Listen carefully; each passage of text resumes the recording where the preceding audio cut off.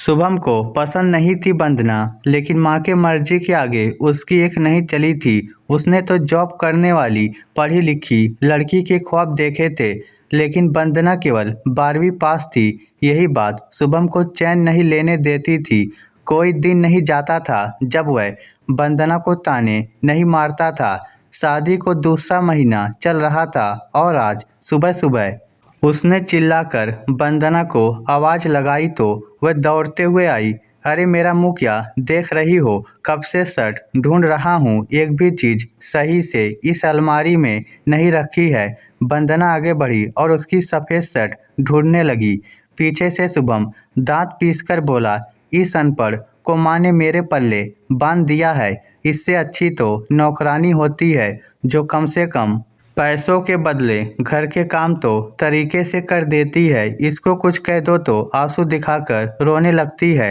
वंदना ने जल्दी से कमीज निकाल कर दे दी और फिर वह जल्दी से रसोई की तरफ भागी, क्योंकि गैस पर सब्जी बना रही थी। देखा तो सासू माँ रसोई में खड़ी बुनबुना रही थी, सही कहता है शुभम, मैंने तुझे घर में लाकर उसकी किस्मत फोड़ दी। अरे गैस बंद करके नहीं जा सकती थी क्या? सारी सब्जी जला दी। पढ़ाई लिखाई से यही समझदारी तो आती है, लेकिन तू तो मूर्ख लगती है जिसे घर संभालना ही नहीं आता। अरे 12वीं पास है और सब्जी तो अपने घर भी बनती होगी ना। ये सब सुनते सुनते अब वंदना की रुलाई फूट पड़ी। वह खड़ी खड़ी रो रही थी और सास बोलती जा रही थी। वंदना कितना सब करके भी अभी तक किसी के दिल में जगह नहीं बना पाई थी। उसने बहुत कोशिश की लेकिन नाकामयाब रही। जब से वह ससुराल में आई थी तब से सारा दिन जाने कहाँ चला जाता था और वह बिस्तर पर आराम करने के लिए रात को ही पहुँचती थी। लेकिन फिर भी शुभम यही कहता था कि सारा दिन करती क्या है। शुभम ने कभी भी अपनी हुक्म चलाई हुई बहन पर नज़र नहीं डाली। एक बार शुभम की बहन गुड़िया ने टीवी देखते हुए आवाज़ लगाकर कहा, भाभी मुझे पानी लाकर दे दो। तो वंदना ने अंदर से ही कहा, दीदी मैं सब्जी बना रही हूँ, आई तो मसाला जल जाएगा। शुभम की बहन गुड़िया ने इस बात पर शोर मचाया और कहा, देख लो भैया, एक गिलास पानी देने में भी उनकी बेइज्जती हो रही है। अरे सब्जी रोक कर भी तो पानी दे सकती हैं। वंदना पर शुभम बरस पड़ा तो वंदना मन में सोचने लगी कि जो लोग एक गिलास पानी भी खुद से उठाकर नहीं लेते हैं, वही लोग मुझसे पूछते हैं कि सारा दिन करती क्या हो। लेकिन शुभम के सामने वंदना जरा भी मुंह नहीं खोल पाती थी, लेकिन आत्मा अंदर ही अंदर इस तरह महसूस करती थी जैसे उसे रस्सी से बांध दिया गया हो और वह भागना चाहती हो। शुभम हर रोज उसको नौकरी वाली लड़कियों के ताने देता था। उसके दिमाग में तो बस नौकरी वाली लड़की की छवि बसी हुई थी जो कि वंदना से मैच नहीं करती थी और इसी कारण वह हर वक्त उससे नाराज रहता था और उस पर हाथ भी उठाता था। एक दिन घर में शुभम ने अपने कुछ दोस्तों को खाने पर बुलाया तो उसकी बहन बोली, भैया ये क्या जाने अलग अलग तरह के व्यंजन बनाना, ऊपर से गांव की है, पूरी सब्जी के अलावा कुछ बनाना ही नहीं जानती। कहीं आपके दोस्तों के सामने आपका अपमान ना हो जाए। आप तो एक काम करो, खाना बाहर से ही मंगवा लो। शुभम ने गुड़िया की बात मान ली और खाना बाहर से आ गया। तो शुभम की माँ सरला देवी ने कहा, बहू मैं क्या तेरा अचार डालूंगी? अरे इतने बड़े शरीर में दिमाग भी तो है जिसका तू इस्तेमाल नहीं करती। अगर तुझे कुछ बनाना आता तो शुभम को बाहर से खाना नहीं मंगवाना पड़ता। देख तेरे कारण कितना खर्च हो रहा है, ऐसा सारी जिंदगी कैसे चलेगा? अब मुझे लग रहा है तुझे बहू बनाकर मैंने गलती कर दी। वंदना ये सुनकर अंदर ही अंदर टूट कर रह गई। उसने कहा, माँ जी आप मुझे मौका तो दीजिए, मैं सब सीखने की भी पूरी कोशिश करूँगी। तो शुभम ने कहा, माँ आपकी ये बहू अगर पढ़ी लिखी होती और नौकरी वाली होती तो मैं घर में खाना बनाने वाली भी लगा लेता, क्योंकि कम से कम वह पैसे तो लेकर आती। वंदना के दिल में ये बात बैठ गई थी कि नौकरी वाली लड़कियां ही ससुराल में सम्मान पाती हैं। उसके जैसी 12वीं पास लड़कियों की घर में कोई इज्जत ही नहीं होती। उस दिन वह रसोई में जाकर फूट फूट कर रोई। गुड़िया बाहर से देख रही थी और भाई के पास जाकर हंस रही थी। सारा खाना बाहर से मंगवाया गया और दोस्त भी आ गए। सभी लोग हंसकर बैठे बातें कर रहे थे कि वंदना ने पकौड़े बना लिए। गुड़िया अंदर आई और बोली, अरे तुम्हें कुछ अकल है अभी की नहीं? ये पकौड़े क्यों बना रही हो? तुम्हें तो चाय बनाने के लिए कहा था। वंदना कहने लगी, मैंने सोचा कि दीदी चाय के साथ पकौड़े भी चल जाएंगे, इन लोगों को पसंद आएंगे। तभी वहाँ शुभम आया और बोला, अपना दिमाग लगाने की क्या ज़रूरत है? ये गांव के देहाती लोग नहीं हैं जो पकौड़े खाएंगे। मैंने रोल्स और सैंडविच ऑर्डर कर दिए हैं। तभी शुभम का एक दोस्त रसोई तक आया और बाहर से ही बोला, भाई शुभम, तूने भाभी से भी नहीं मिलवाया? जब सब कुछ बाहर से मंगवा रहा है तो भाभी को किस काम में लगाया हुआ है? सर ढके वंदना पकौड़े तलती हुई शुभम के दोस्त की तरफ देखने लगी। उसके दोस्त ने कहा, खुशबू तो बहुत अच्छी आ रही है। भाभी जी आप क्या बना रही हैं? तो वंदना ने धीरे से कहा कि भैया पकौड़े बना रहे हैं। ये सुनते ही उसका दोस्त खुशी से बोला, अरे मुझे तो पकौड़े बहुत पसंद है। सुनते ही मुंह में पानी आ गया। शुभम चाय के साथ गर्मा गर्म पकौड़े बाहर से ले आया। अब सब दोस्त मिलकर खाएंगे। शुभम इस बात को सुनकर वंदना के सामने चेप गया। गुड़िया पकौड़े और चाय लेकर बाहर पहुंची तो मिनटों में सब कुछ खत्म हो गया। शुभम के मंगवाए रोल और सैंडविच को किसी ने छुआ तक नहीं, बल्कि सब वंदना के हाथ के पकौड़ों की तारीफ करते रहे। एक ने तो यहाँ तक कह दिया कि शुभम तेरी तो लॉटरी लग गई। जिसकी बीवी इतना अच्छा खाना बनाने वाली हो उसकी तो ऐश होती है। हमसे पूछ, हमारी बीवी रोटी तक नहीं बना सकती, सब्जी तो क्या खाक बनाएगी। ये पकौड़े बिल्कुल बाजार जैसे लग रहे हैं। वंदना ने किचन के दरवाजे से ही ये सारी बातें सुनी तो आज उसे पहली बार अपने अस्तित्व पर भरोसा हुआ कि वह भी कुछ है, वह भी कुछ करना जानती है और बहुत कुछ कर सकती है। सबके मुंह से इतनी तारीफ सुनी तो सरला देवी ने भी पकौड़े खाकर देखे। मुंह तो तारीफ करने का हुआ लेकिन कर नहीं पाई। लेकिन पहली बार आज वंदना को खुशी मिली थी। सारा खाना एक तरफ और वंदना के पकौड़े एक तरफ। शुभम वंदना की इतनी तारीफ होते देखकर बोला, यार कुछ भी हो, नौकरी वाली पत्नी की बात ही कुछ और होती है। उसकी स्मार्टनेस का मुकाबला भला 12वीं पास कहाँ कर पाती है। यह सुनकर उसके तीनों दोस्त एक साथ बोले, शुभम तू ये गलत कह रहा है। व्यवहार, तमीज और संस्कार केवल पढ़ाई लिखाई से नहीं आते, वह परिवार से आते हैं। हमने भी तो भाभी की आवाज़ तक नहीं सुनी। अगर मेरी पत्नी होती तो यहाँ हम सबके बीच में बैठी होती। शुभम उनके आगे कुछ नहीं बोल पा रहा था। जैसे ही सब लोग चले गए तो उसने वंदना से कहा, पकौड़े बनाकर इतराने की ज़रूरत नहीं है। इन लोगों के घर पकौड़े नहीं बनते हैं इसलिए इतनी तारीफ कर रहे थे। इनके हाथ में तो महीने के अंत में मोटी तनख्वाह आती है और उस पैसे पर ये ऐश करते हैं। तुम्हारे जैसी पत्नी इनको मिल जाती तो अकल आ जाती। शुभम की ऐसी बातों ने वंदना को फिर से ये एहसास कराया कि वह औरों से हर मामले में कितना कम है। बेचारी मन ही मन दुखी होती रही और रोती रही। वंदना सारी रात सोचती रही इस स्थिति से निकलने के लिए आखिर कौन सा उपाय सही होगा। वह सारी रात सोचती रही कि ऐसा क्या करे जिससे उसका पति उसकी तुलना करना बंद कर दे। एक तरफ उसका दिल कहने लगा कि क्या कभी ऐसा हो पाएगा जब शुभम उसकी तुलना और औरतों से नहीं करेगा। अगले दिन वंदना रोज की तरह उठी और रोजमर्रा के काम निपटाने लगी। सास का बना हुआ मुंह देखकर सोचने लगी कि अब मुझसे ऐसी कौन सी गलती हो गई है जिसके कारण सास का मुंह फूला हुआ है।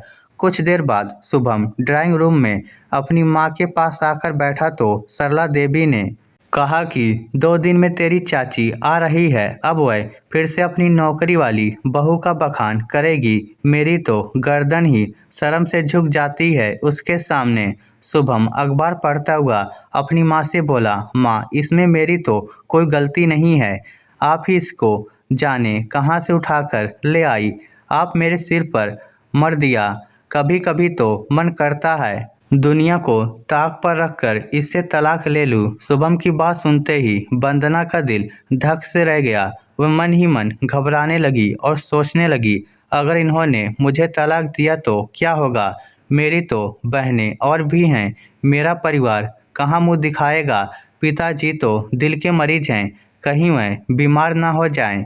इन्हें लड़कियों का नौकरी करना पसंद है, लेकिन मैं केवल 12वीं पास कौन सी नौकरी करूं जो इनके मुंह पर ताला लग जाए। अभी शादी को हुए मात्र 3 महीने हुए थे और वंदना के दिन इस तरह कट रहे थे। हर दिन वह एक नई मुसीबत से लड़ रही थी।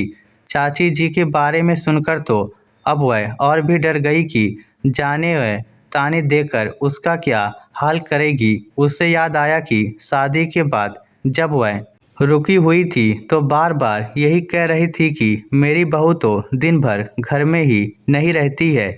बेचारी थक हार कर रात को घर में आती है। उसे ऑफिस से छुट्टी मिल जाती तो वह शादी में ज़रूर आती।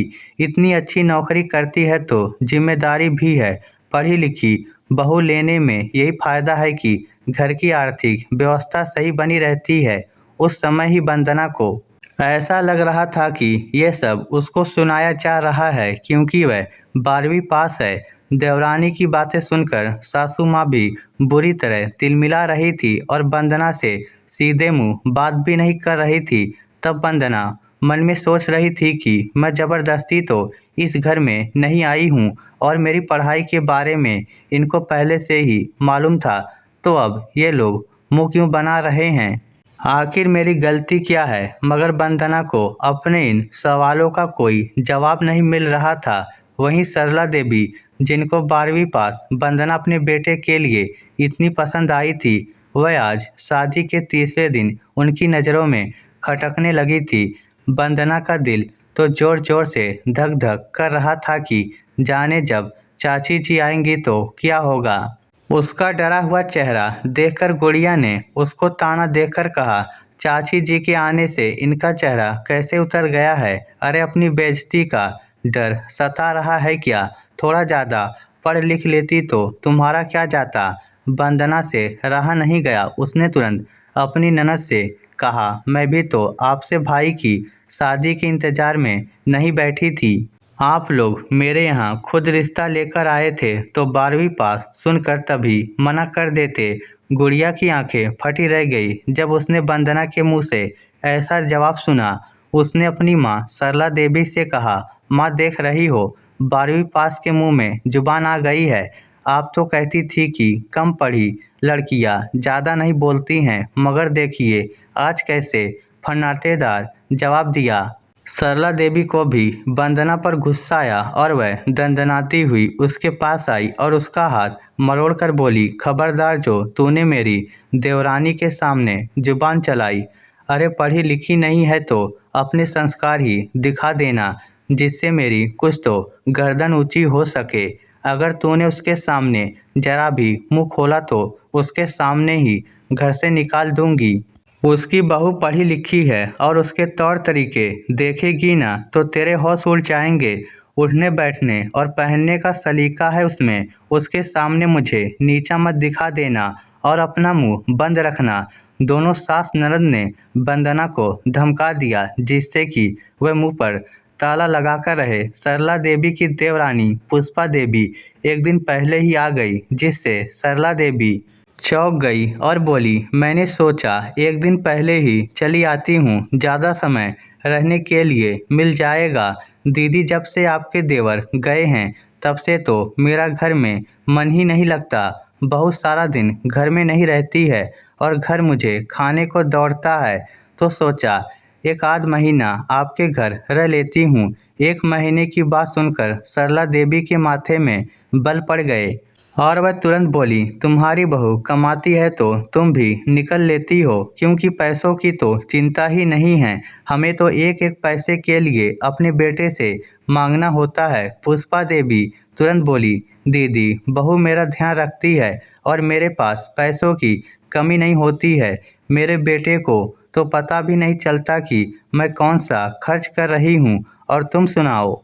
तुम्हारी बहू के क्या हाल हैं। तभी वंदना वहाँ से ट्रे में पानी रखकर और साथ में मीठा रखकर ले आई तो सरला देवी आंख निकाल कर बोली, अरे ये मिठाई किस खुशी में रखकर आई हो, नाश्ते के साथ दे देती, पानी के साथ, भला मीठा कौन देता है।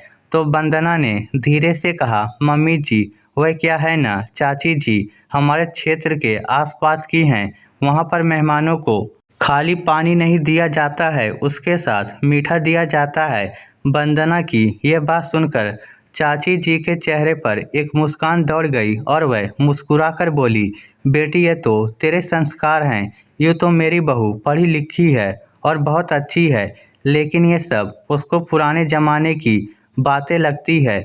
मैं तो उसे क्या कह कह कर थक गई हूँ, मगर मानती ही नहीं है। चलो हमें भी क्या करना है, हमारी ज़िंदगी भला कितने दिन की है, जो बहू को पसंद हो हम भी उसमें खुश हो जाते हैं। सरला देवी पुष्पा देवी का मुंह देखते रह गई कि उसने ताना मारने की बजाय वंदना की तारीफ की।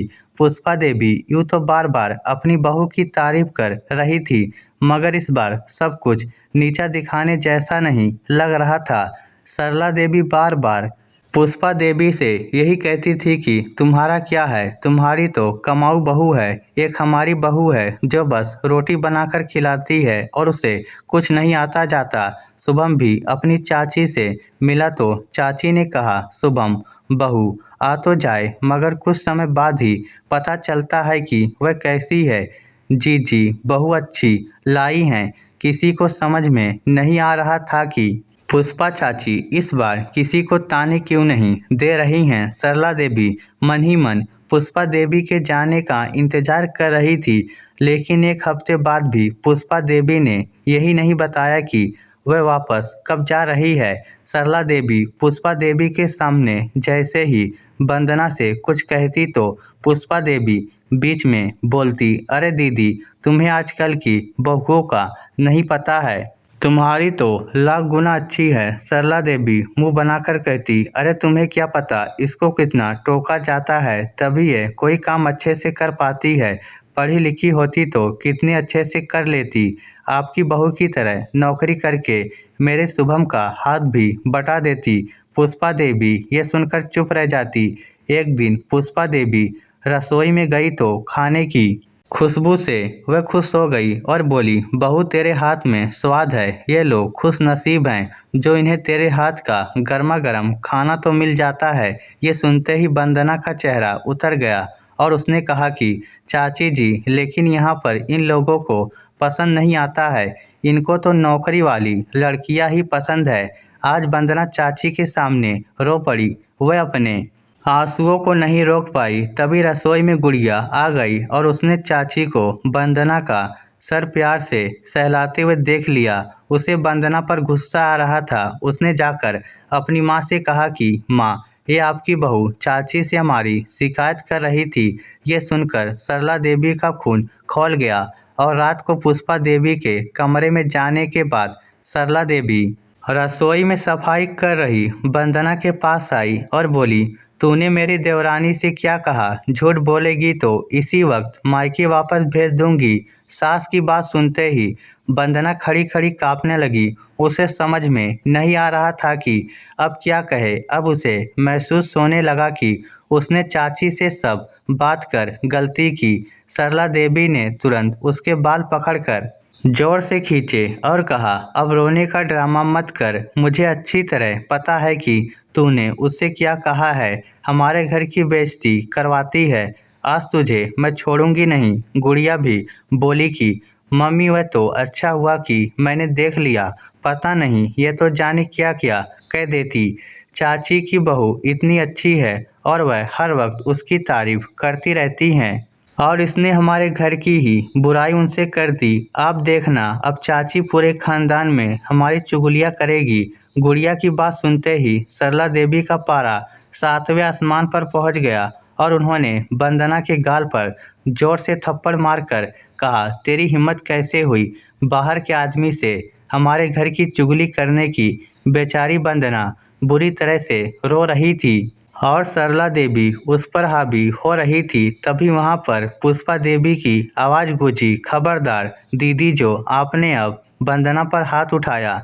पुष्पा देवी जल्दी से आई और वंदना को गले से लगा लिया। वंदना उनसे लिपट कर रोने लगी। पुष्पा देवी ने गुस्से में सरला देवी से कहा कि वैसे तो आप बड़ी हो और समझदार भी हो, बहू को मारना शोभा देता है क्या? सरला देवी ने तुरंत कहा कि तुम्हें नहीं पता पुष्पा, ये कितना झूठ बोलती है। मुझे अच्छी तरह पता है कि ये आज तुमसे हमारे घर की बुराई कर रही थी। पुष्पा देवी गुस्से में बोली, वह मुझे तुम्हारी बुराई नहीं कर रही थी, बल्कि वह ये बता रही थी कि वह घर को संभालती है, लेकिन कोई भी उसको पसंद नहीं करता। वह अंदर ही अंदर बहुत दुखी है, इसीलिए उसके आंसू निकल रहे थे। मैं भी जब से आई हूँ देख रही हूँ कि कोई एक गिलास पानी भी नहीं देता है और तुम्हारी बहू सब कुछ करती है। सरला देवी जोर से चिल्लाकर बोली, हाँ तो हम क्यों काम करें? ये कौन सा कमा कर लाती है? तुम तो बोलोगे ही। तुम्हारी बहू की बहुत ही भारी भरकम तनख्वाह जो घर में आती है और जिसे तुम घूम फिर कर उड़ाती हो। ये सब सुनकर अब की बार पुष्पा देवी की आंखों में आंसू आ गए और वह बोली, दीदी, तुम्हें क्या पता कि मैं क्या सहन करती हूँ। अगर तुम्हारी बहू ऐसी होती तो तुम एक पल के लिए उसे घर में ही नहीं टिकने देती।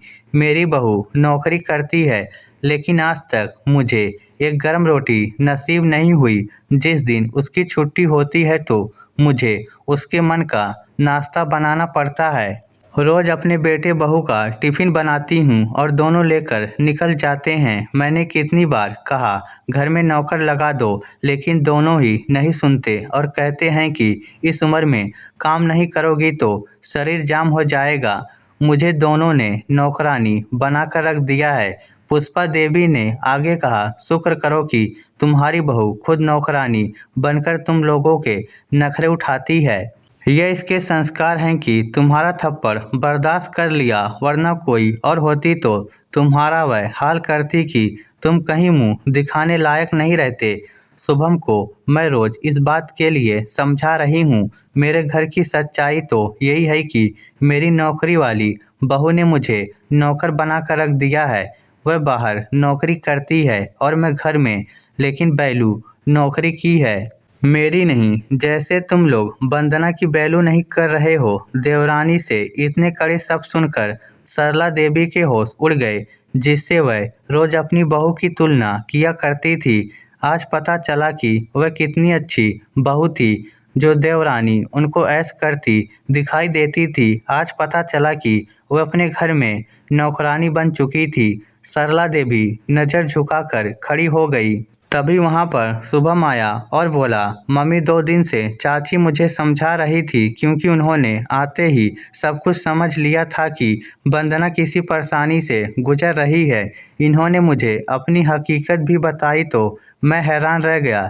जिस वंदना की तुलना मैं नौकरी वाली लड़कियों से किया करता था, वो उनसे लाख गुना बढ़कर है। ये मुझे चाची जी से बात करके पता चला। वह सबका ख्याल रखती है, सबके नखरे उठाती है, फिर भी सब इसको ताने देते हैं। अगर ये नौकरी करने लगी तो क्या आप दोनों घर संभाल लोगी? शुभम की बात का सरला देवी के पास कोई जवाब नहीं था।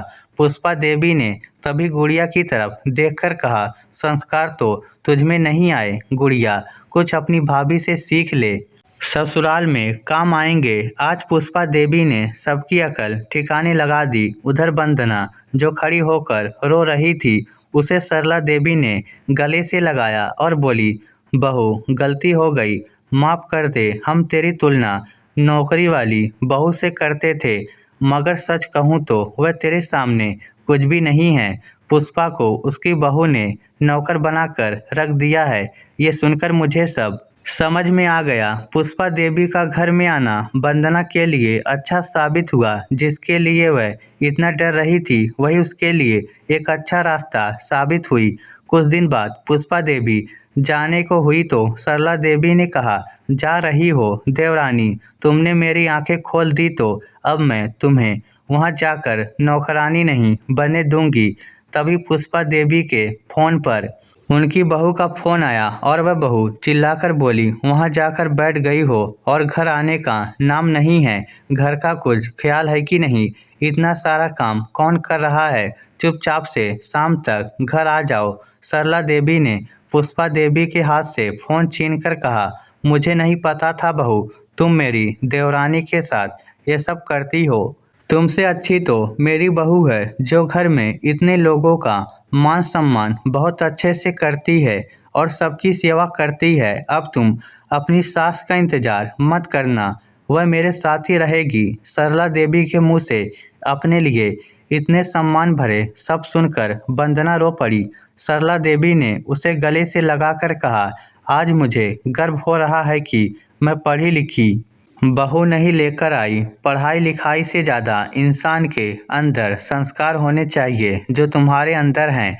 अब तुम्हें गुड़िया को भी वही सब सिखाना होगा। वंदना भी मुस्कुराकर अपनी सास से लिपट गई। शुभम भी पत्नी के रूप में उसे अपना चुका था और अब उसके लिए जिंदगी आसान हो गई थी। इस स्टोरी को लेकर आपकी क्या राय है? नीचे कमेंट करके हमें ज़रूर बताइएगा। धन्यवाद।